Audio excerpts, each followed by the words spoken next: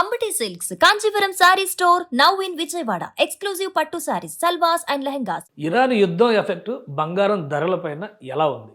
ఎవరు ఊహించని విధంగా కొద్ది రోజులుగా స్థిరమైనటువంటి ధరలు సూచిస్తున్నటువంటి బంగారం మార్కెట్ అనూహ్యంగా కొద్దిగా పడుతూ ఉంది. అలానే దుబాయ్లో మరీ ముఖ్యంగా డిస్కౌంట్ సేల్స్ అనేటువంటివి ఊదరగొడుతున్నాయి. ఇందులో నిజమెంత? ఈ అంశాలను విశ్లేషించేటువంటి ప్రయత్నం చేద్దాం. మనతో పాటు analyst, Suman TV vice president Rambabu garu ఉన్నారు. రాంబాబు గారు నమస్తే. నమస్తే కేశవ్ గారు. రాంబాబు గారు, యుద్ధం అనగానే ఒక భయం అందరిలోనూ, కానీ బంగారం ప్రియులకు మాత్రం ఈ యుద్ధం ఏదో శుభవార్త తెస్తుంది అనేటువంటి ఒక ఆనందం కూడా కనిపిస్తుంది. ఏంటి అసలు బంగారం మార్కెట్కి యుద్ధానికి ఉన్న ఈ కాంట్రాడిక్షన్ ఎందుకు అలా వస్తుంది? అంటే మీరు కనుక చూస్తే కేశవ్ గారు, 2026 జనవరి నుంచి ఇప్పటి వరకు బంగారం ధర 30% వరకు, 30 నుంచి 35% వరకు పెరిగింది. అలాగే వెండి ధర అయితే చాలా పెద్ద ఫ్లక్చువేషన్, అంటే 40%, 50% కూడా పెరిగి మళ్ళీ 30% తగ్గటం వరకు ఉంది. ఏదైనా బంగారం వెండి ధరలు 30% అబోవ్నే 3 నెలల్లో పెరిగి ఉన్నాయి ఆల్రెడీ. దానికి మనం చూడాల్సింది ఏంటంటే, ప్రపంచ మార్కెట్లో వెండికి వచ్చేవరకు సపరేట్గా ఉంది దాని డైనమిక్స్, బంగారంకి వచ్చేవరకు సపరేట్గా ఉంది.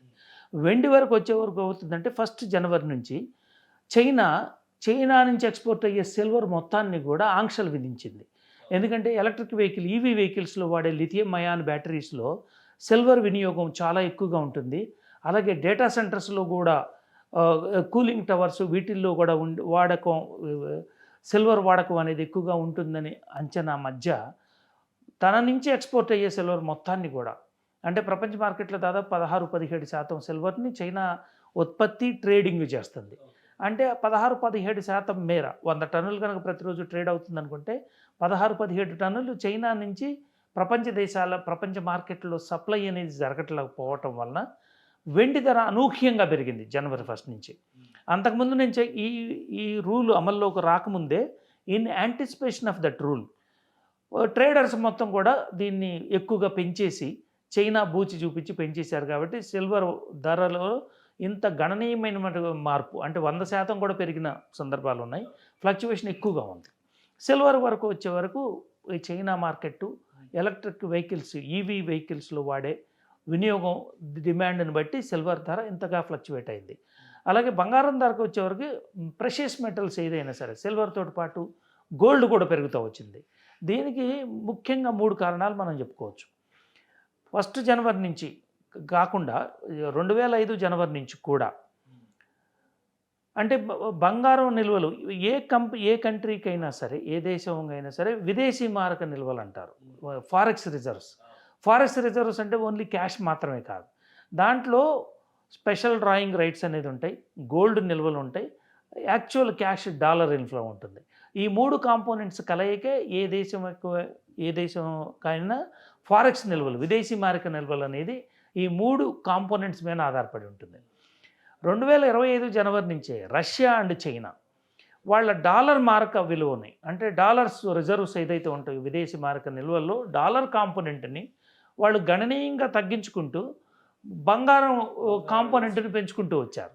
అందుకే చైనాలో ప్రపంచంలో దొరికే స్పాట్ మార్కెట్లో దొరికే గోల్డ్ని అంతా కూడా ఎక్కడ దొరికితే అక్కడ చైనా కొని తన గోల్డ్ రిజర్వ్స్ను విపరీతంగా పెంచుకుంటుంది. అలాగే రష్యా కూడా అమెరికా ఆంక్షల కారణంగా వాళ్ళు కూడా ఏంటంటే వాళ్ళ డాలర్ రెమిటెన్సెస్ తగ్గిపోయినాయి కాబట్టి గోల్డ్ రిజర్వ్స్ని ఎక్కువగా పెంచుకుంటూ ఉంచారు. చైనా, రష్యా మాత్రమే గోల్డ్ ఇంతగా పెరగటానికి ఈ 2 మాత్రమే కారణాలుగా మనం చెప్పుకోవచ్చు. కన్జ్యూమర్స్ కనుక వచ్చే వరకు, అంటే ఇండియా, చైనా ఈ 2 బిగ్గెస్ట్ కన్జ్యూమర్స్ ఆఫ్ గోల్డ్ రీటైల్లో. ఈ కన్జ్యూమర్ మార్కెట్లో పెద్దగా ఉత్పత్తి ఏమీ పెరగలేదు, డిమాండ్ ఏమి పెరగలేదు. ప్రపంచ మార్కెట్లో చైనా, రష్యా వాళ్ళు గోల్డ్ని ఎక్కువగా అమాస్ చేయటం వలన.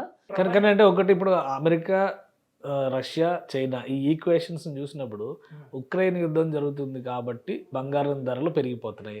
అమెరికా కూడా ఉక్రెయిన్ యుద్ధానికి ఎంకరేజ్మెంట్ ఇస్తుంది కాబట్టి అందరూ. ఇప్పుడు ఎవరు ఊహించిన విధంగా ఇరాన్తో యుద్ధం జరుగుతుంది. ఇరాన్తో యుద్ధం జరుగుతున్న టైంలో మాత్రం తగ్గుతున్నాయి బంగారం ధరలు. ఏంటి రీజన్? పైగా దుబాయ్లో గోల్డ్ డిస్కౌంట్స్ అని చెప్పి ఆఫర్ పెట్టి క్లియరెన్స్ సేల్ లాగా చేస్తున్నారని చెప్పి ప్రచారం జరుగుతుంది. ఏంటిది? అంటే వరల్డ్ గోల్డ్ కౌన్సిల్ అనేది గోల్డ్ మొత్తాన్ని ప్రపంచవ్యాప్తంగా ధరలు కానీ, డిమాండ్ని కానీ, కన్జంప్షన్ కానీ ఏదైనా ప్రభావితం చేసేది వరల్డ్ గోల్డ్ కౌన్సిల్. ఈ world gold council head quarters లండన్లో ఉంది. స్విట్జర్లాండ్ జెనీవాలో కూడా వాళ్ళ ఒక ఆఫీస్ ఉంది. ఈ రెండిటి తర్వాత యూరోప్, అవుట్ సైడ్ యూరోప్ తర్వాత వరల్డ్ గోల్డ్ కౌన్సిల్ ప్రభావితం చేసే ఒక ఆఫీసు దుబాయ్లో ఉంది, వరల్డ్ గోల్డ్ కౌన్సిల్. ఎందుకంటే Dubai after world gold council London metal exchange తర్వాత ప్రపంచ మార్కెట్లో బంగారాన్ని విపరీతంగా ప్రభావితం చేసేది దుబాయ్ గోల్డ్ మార్కెట్.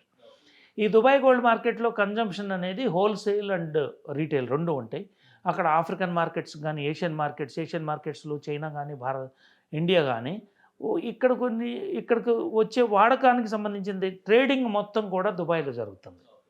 కాబట్టి ఏంటంటే దుబాయ్ మిడిల్ ఈస్ట్ క్రైసిస్ అంటే ఇరాన్ మీద అమెరికా ఇజ్రాయెల్ యుద్ధం చేస్తున్న కారణంగా అక్కడ రీటైల్ మార్కెట్ అనేది మొత్తం కూడా బంద్ అయిపోయింది ఒక 10 రోజులుగా.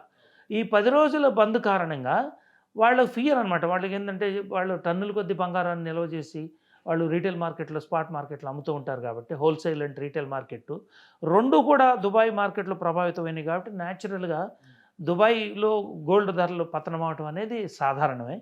ఇది ఈ మిడిల్ ఈస్ట్ ఇరాన్ క్రైసిస్ ఎన్ని రోజులు ఉంటుందో అన్ని రోజులు తగ్గడానికి అవకాశం ఉంటుంది బంగారం ధర.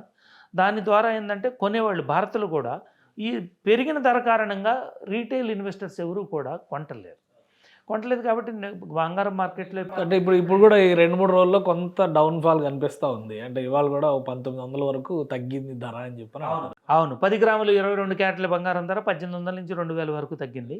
అంటే స్థిరీకరించబడింది. లాస్ట్ 10 days 15 daysలో కనుక చూస్తే మీరు ఇంతకుముందులాగా ఒక వైల్డ్ ఫ్లక్చువేషన్ అనేది లేదు బంగారం ధరలో.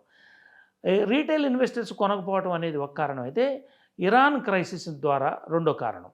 మూడోది ఏంటంటే ఇంత వరల్డ్ అనిశ్చితి, పెట్రోల్ ధర ఎప్పుడైతే పెరుగుతుందో ఆటోమేటిక్గా ముడి చమురు ధర ఎప్పుడైతే పెరుగుతుందో కంట్రీస్ అన్నీ కూడా దాన్ని ఎట్లా కంట్రోల్ చేయాలన్న ఆలోచనలోనే ఉంటాయి. ఈ ప్రెషియస్ మెటల్స్ మీద కంట్రోల్ అనేది ఉండదు. కాబట్టి గవర్నమెంట్ ఎప్పుడైతే ఇంటర్ఫియర్ అవ్వదో న్యాచురల్గా ప్రెషియస్ మెటల్స్ ఎప్పుడు కూడా తగ్గుతూనే ఉంటాయి. అంటే ఎలక్ట్రిక్ వెహికల్స్ అనేది యాక్చువల్గా దాంట్లో వాడే సిల్వర్ దాని మీద ప్రభావితం చూపిస్తుంది. సిల్వర్ కూడా తగ్గింది.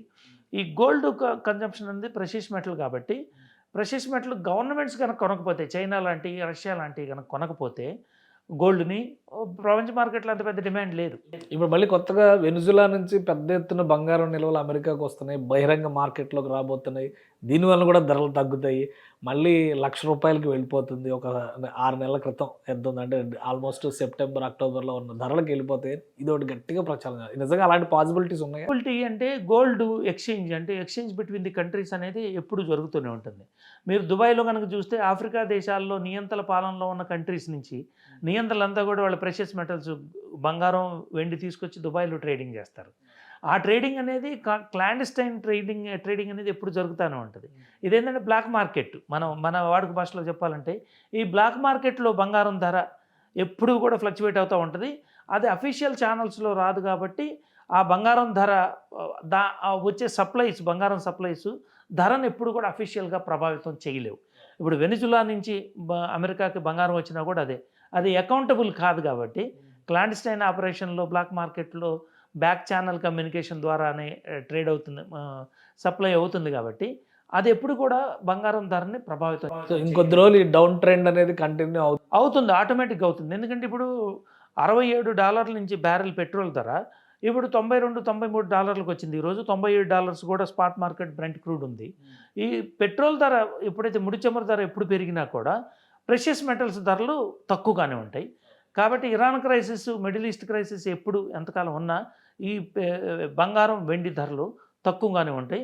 ఇంకా బాటమ్ లైన్ ఇంకా 10% 15% తగ్గడానికి కూడా అవకాశం ఉంది బంగారం. రైట్. థ్యాంక్ యూ రాంబాబు గారు విశ్లేషణ అందించినందుకు. ఇది యుద్ధం ఒకవైపు కొందరికి ఆందోళన తీసుకొస్తుంటే బంగారం ప్రియులకు మాత్రం మంచి వార్తలే తీసుకొస్తుంది అనేటువంటి సంకేతాలు కనిపిస్తున్నాయి. రాబోయే రోజుల్లో కూడా కొంత డౌన్ ట్రెండ్ కొనసాగేటువంటి ఛాన్సెస్ ఉన్నాయని రాంబాబు గారు విశ్లేషిస్తున్నారు. ఇది స్పెషల్ డిస్కషన్. Keep watching.